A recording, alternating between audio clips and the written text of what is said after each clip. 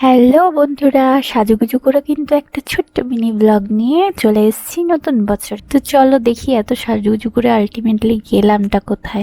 শ্রীরামপুর কলেজে আমাদের একটা কাজ ছিল, তো সেই কাজটা মিটিয়ে আমরা রওনা দিলাম একটা রিলস দেখে সেই ডেস্টিনেশনের উদ্দেশ্যে। তো যাওয়ার পথেই আমাদের পড়লো মদন মোহনের মন্দির, পুরনোই মন্দির, আর দেখে তো মনটা ভরে গেল।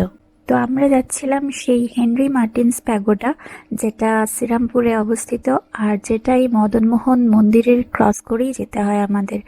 তো আলটিমেটলি দেখলাম যাওয়ার পথে আশেপাশে কেউ কোনো লোকজন নেই, আর লোকেশনটা তো তোমরা দেখতেই পাচ্ছ, চারপাশে বন জঙ্গল, সাপখোপও থাকতে পারে, আবার জানোই মেয়েদের জন্য, একা মেয়েদের জন্য এইসব জায়গাটা কতটা রিস্কি।